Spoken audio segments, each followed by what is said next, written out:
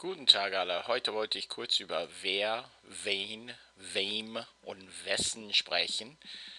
These are all versions of who. In English we have whose, who, whom, and these are these basic equivalents in German. So first of all, wer is who. Okay, wen can be translated as whom. Wem, think of it as to whom. Und wessen is whose. So, for example, for wer ist da means who is there. For wen siehst du? Whom do you see? For wem hast du das gegeben? To whom did you give that to? Or whom did you give that to? And then wessen.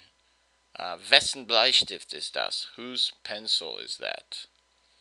Okay, so remember, wer is nominative case, wen is the accusative case, wem is dative case, and wessen is genitive or genitive auf Deutsch. Okay, so here's a tip.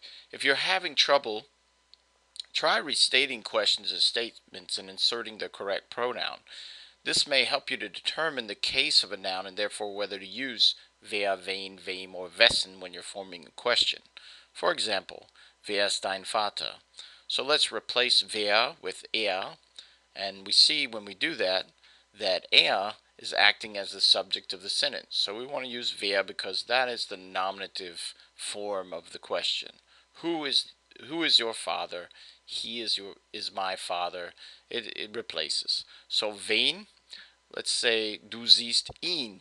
Now you see that ihn is forming is acting as the direct object of this sentence, so it's therefore accusative. So when you form the question, you use the accusative wen. And finally with wem, du hast ihm das Geld gegeben, and here you can see that ihm is fulfilling the role of the indirect object. So if we replace that and we want to say whom have you given the money to, we would use wem because that's the dative form of the question word. Okay, so let's run through a few examples of each one. Wer hat mein Buch genommen? Who has taken my book? Wer wird nach Bremen fahren?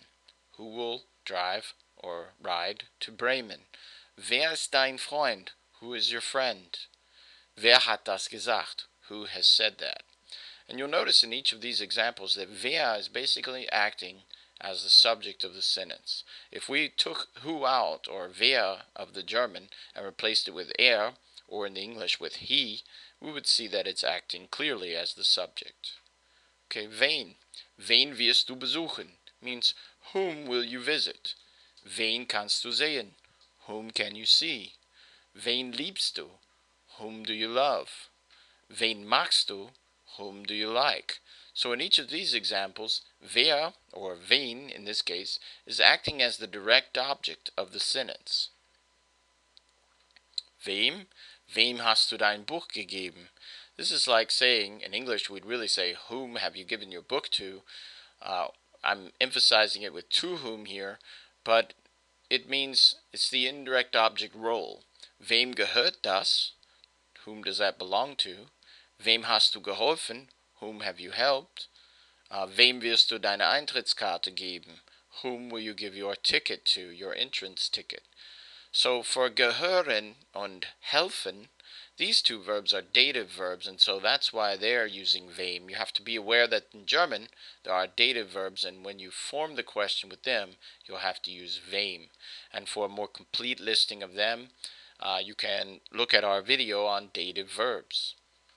Okay, finally, wessen, which is very simple. Wessen is performing the role of showing possession. So, whose book do you have? Wessen Buch hast du? Wessen Auto ist das? Wessen Klasse hast du? And wessen Kuli ist das? So it's just performing the role of showing possession. Okay, das war's. Vielen Dank.